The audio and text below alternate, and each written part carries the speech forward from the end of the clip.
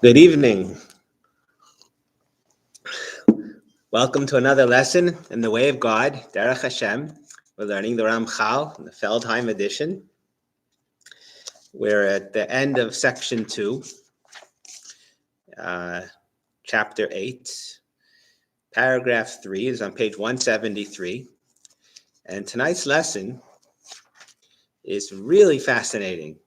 It's understanding, you see the Ramchal's amazing depth of understanding of the world. And he sees, it's called the lifespan of the world. And we'll see in such depth how to see the entire history of human existence on the world. But let's start from the beginning, paragraph 3. As we have already discussed, darkness and worldliness are firmly rooted in man's condition in the world. That's the dark side.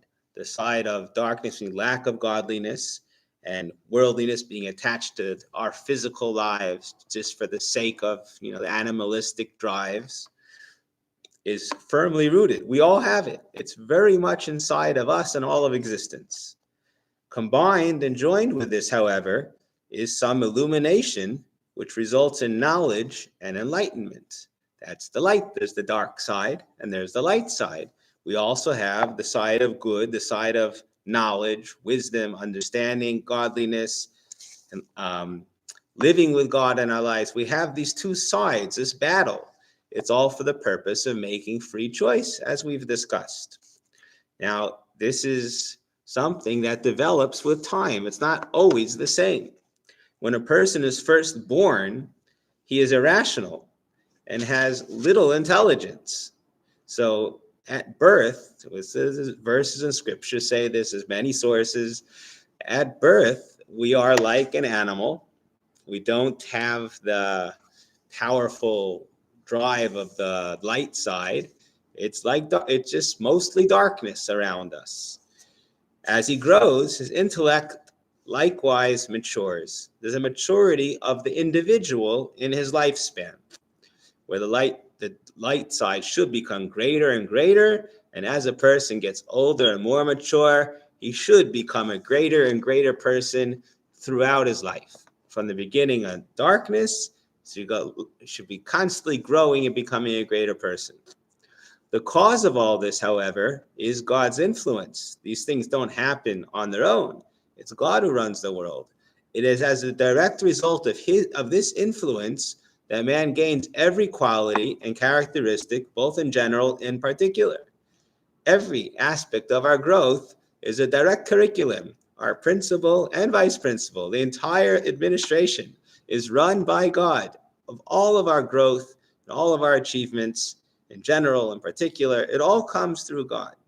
The source of all such things is either, and both, also negativity, also becoming more and more achieved in the dark side, becoming more and more evil. It's all from God, either to the light of God's presence or his absence.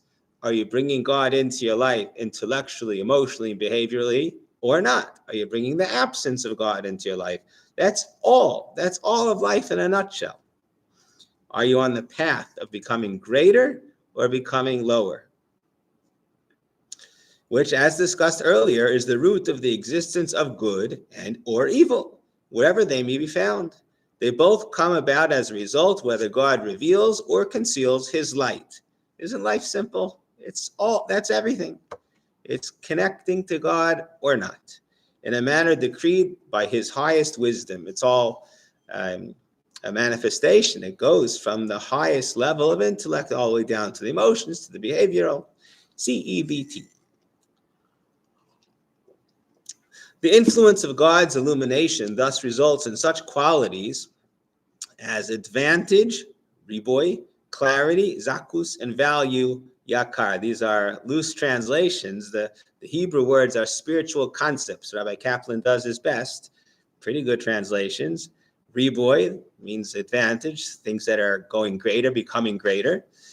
Zakus, he says, is clarity. I would have translated as purity, purifying, but the purity means to become clearer. Things should be clearer, more pure.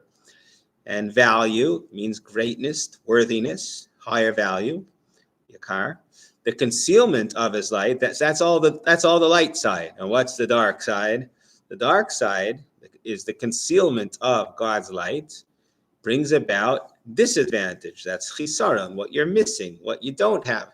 But it's not just a lack of, it's a negativity, it's a positivity negative. You have negative, chisaron, opaqueness, avivus, that's thickness, there's blockage, and worthlessness, shiflus. Now, worthless people might think again is some lack of a positive. It's not. It's the person on the dark side doesn't think, oh, I'm nothing. He actually is full of himself with tremendous haughtiness, but it's a lowly haughtiness. Shiflus is lowliness. So it has no real intrinsic value. So like Kaplan calls it worthlessness, but it's not the worthlessness of like, I'm good for nothing, I'm not worth anything. It's a haughtiness of lowliness. That's called, it really has no value. It's absolutely worthless. Regarding any particular creation, its very existence as well as its nature depend upon a highly designed mixture which combines with these qualities. God's revelations of himself is 10 aspects of his light, or the 10, 11 aspects of his darkness in the world. There's a mixture. These things, it's complicated, but we have clear guidance in Judaism, how it works, how the different mixtures work. There's 12 categories of how the mixtures work. Is a highly designed mixture. We spoke about this in the constellations. It's designed, it's by design, a highly designed mixture that combines all these qualities. For each thing is a structured combination of individual components. There's the components, the 10 lights, then the 12. There's all they all have a component, but there's a combination. There's a recipe to do this. For each thing is a structured combination of individual components, and in the member components, there can be elements of advantage. In these components, there's all these elements: advantage and disadvantage, elements of clarity and opaqueness, elements of value and lack of value. We have all those categories in each one of the elements. The influences, which are the roots of each creation, must therefore be a mix of both the revelation of God's light and the withholding of it, the twofold influence being transmitted through the ordained system along channels and degrees that are appropriate until a creation which contains the influences materializes in its desired state of being, having its intended character traits and limitations. Everything in this world, absolutely everything, are these combinations of God's light or darkness in the exact best way for each individual to grow at every stage in his life. This is an important principle, look at this line, which pertains to the existence of all things as well as every event everywhere. It's everything. Everything in life is this. It's God's light or darkness. So, when you sit down and you want to make a life-changing decision, it's one simple thing. Are you going to allow to bring God into your life on a cognitive level, an emotional level, behavioral? Are you letting him in or not? Because the light side is with God, the dark side is when your life is without God. That's what everything depends on. Paragraph number 4. Until now, we spoke about individual growth. When he's a child, he gets older. Look at this amazing, amazing concept. Understanding the lifespan of the world. When we look at the world in general, at its history since creation, and when we read the predictions of the prophets, we recognize that humanity itself passes through 4 different basic states of being. In this respect, the history of mankind is very much like the life of an individual. Isn't that fascinating? For as an individual is born and grows to maturity, so too the human race. I actually spoke about this. If you'd like to take a listen to the Judaism 101, we go through the first 10 generations of the world compared to the 10 years of a person's life, the next 10 generations, the next 10 years of life. But this concept, the Ramchal says it, if you look at the history of the world, it's paralleled exactly like the history of any human lifespan. The lifespan of the world is like the lifespan of an individual with stages of growth. Now, here we go. Look at this unbelievable insight into all of life, taking down all of history in a nutshell, 4 categories. The first state, the original state of the world, the first category of history, was one where ignorance and darkness prevailed among mankind, and true knowledge of God and his perfection were greatly obscured. There wasn't clarity in God. For generation after generation, there was a lack of clarity. Our sages call this period the 2,000 years of desolation, until God made that once in history. Nobody could argue on this. The only time unarguable open revelation was on Sinai to the Jewish people, a national revelation. That's when the desolation, the total lack of knowledge, greatly obscured, ended. Until then, there was 2,000, like a child will grow and grow, and the child just does not have regular, he's not capable of having knowledge. He needs to be guided. So that's what the world was like, a child, until 26 generations, until God made that open revelation, and then it became a clarity. The second state is somewhat better, and is the one in which we now live. It's similar. We'll see the difference in a minute. But the second stage of the world is very much like the one we live today. We have knowledge of both the existence and perfection. We have knowledge of God. We have the guidance given by Sinai. His Torah is available to us, and we can thus serve him. Still, we live in a time when there is neither sign nor prophet, and the true enlightenment of divine inspiration is lacking. That's the second stage where there is knowledge, but it's not so clear. That's where we are today. If you want it, anybody who really wants it, you'll find it. That's what our Jewish tradition is. You want to find the truth, search for it, you will find it. You'll get yourself a Torah leader, a Torah scholar. You'll find the right sources. If you're really interested in the truth, I've been doing this over 30 years, searching for truth. You really search for it, you will find it, guaranteed. But it's not open, it's not clear, it's lacking. There's no prophecy, there's no divine Ruach HaKodesh. Even though man can gain very much knowledge through his own intellect and human endeavor, this cannot be compared to what he can gain through the spiritual inspiration granted by God. The two are as different as the body and the soul. If you compare what we are today to what was at the time of Sinai or the time of the temple, it's like comparing a body to a soul. We're so missing the clarity, the spiritual clarity is missing. We don't feel it, we don't see it, we don't understand it. This gray matter, this confusion everywhere, but it's confusion that you can clarify if you work very hard. So that's the stage where now it's a second stage of growth. He says the first stage is the beginning of the world. The second stage he calls the stage where we are today. The third state is still better, and this is a state that existed while the Holy Temple stood. During this period, this third stage, there were wonders and miracles. This was on a daily basis. Can you imagine living in a world nobody had a doubt about God's existence? There was no such thing. It was impossible. You had any question, just go to the Temple Mount. They saw daily 10 open miracles. That's our tradition. Everyone who wanted saw it. We're talking about millions, billions of people. It was open miracles for everyone to see. Wonders and miracles. And prophecy could be found among men. There was prophecy. God spoke to prophets. Prophetic inspiration, however, was not granted to all mankind.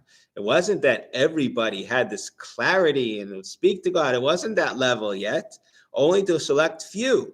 Such inspiration was furthermore very difficult even for such persons to attain. How did you become a prophet? It wasn't easy. It went through a long process becoming a prophet.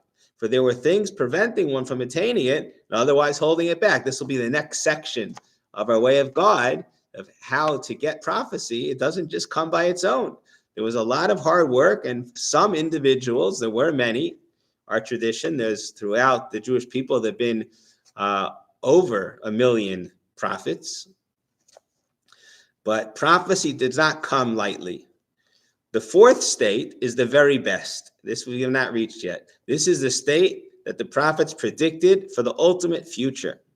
This will be a time when folly will cease to exist completely. Divine inspiration will be poured out on all mankind and will be attained without any difficulty whatsoever. The time we're yearning for, the revelation, will not be like it was in the temple. We don't want it to be restored, be like it was then. No, well, we're yearning for the end of days.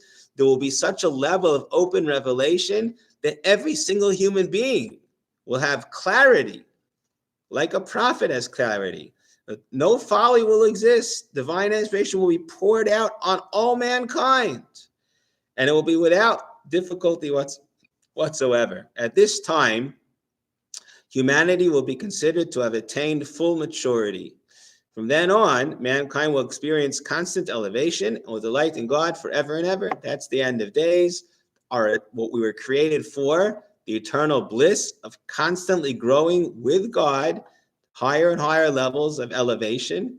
That's the end of days, when we're at full maturity. So those are the 4 stages, just like there's 4 stages in the growth of a human being, where the least knowledge, then there's a middle stage, and there's a highest stage, and the highest stage, like Bina, when you're 40 or maybe 70, I don't know.